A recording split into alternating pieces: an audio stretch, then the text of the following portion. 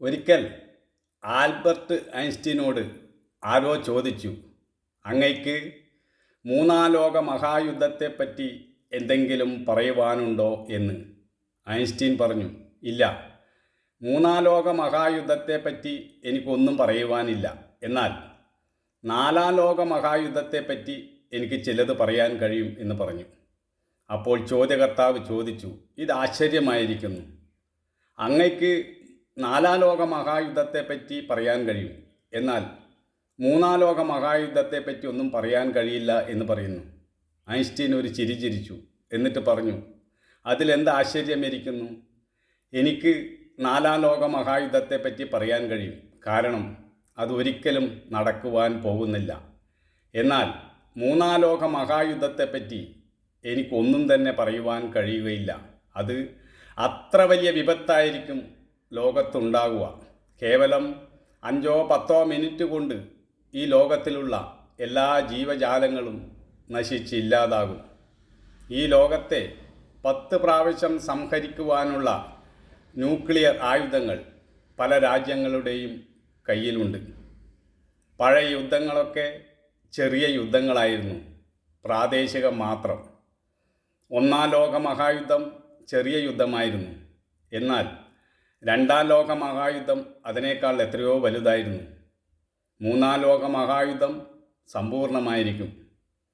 മനുഷ്യൻ ആദ്യം അമ്പും വില്ലും കണ്ടുപിടിച്ചു, അകലെയുള്ള പക്ഷികളെ കൊല്ലാൻ, മൃഗങ്ങളെ കൊല്ലാൻ. ഇപ്പോൾ മിസൈലുകളുണ്ട്, അവ അന്തിമ ആയുധങ്ങളാണ്. അമേരിക്കയിലിരിക്കുന്ന ഒരാളെ ഇവിടെ ഇരുന്ന് കൊല്ലാൻ കഴിയും. ശത്രുവിനെ കാണേണ്ട ആവശ്യമില്ല. മാത്രമല്ല, ഈ മിസൈലുകളുണ്ടല്ലോ, അവ കമ്പ്യൂട്ടറൈസ്ഡ് ആണ്. അതിൻ്റെ ബട്ടൺ അമർത്തിയാൽ മതി, ഏത് രാജ്യത്തുള്ള ആളെയും കൊല്ലാൻ സാധിക്കും. മനുഷ്യനെ തന്നെ കൊന്നു തള്ളുന്നു. മനുഷ്യനെ പോലെ പ്രാകൃതനായ ജീവി മറ്റൊന്നില്ല. ഒരു മൃഗം അതിൻ്റെ വർഗത്തിൽപ്പെട്ട മറ്റൊരു മൃഗത്തെ കൊല്ലുകയില്ല. ഒരു നായ മറ്റൊരു നായയെ കൊല്ലുകയില്ല. അവ തമ്മിൽ കടിപിടി കൂടുമായിരിക്കും. മനുഷ്യൻ മാത്രമാണ് സ്വന്തം വർഗത്തെ കൊന്നു തള്ളുന്നത്. ഇപ്പോൾ പൈലറ്റില്ലാ വിമാനങ്ങളുണ്ട്. ഏത് രാജ്യത്തിൽ വേണമെങ്കിലും അതുവഴി ബോംബിടാൻ സാധിക്കും. ഇങ്ങനെ മനുഷ്യൻ്റെ യുദ്ധക്കൊതി മാറുന്നില്ല. ശാസ്ത്ര സാങ്കേതിക വിദ്യയിൽ നമ്മൾ കുതിച്ചു കൊണ്ടിരിക്കുന്നു.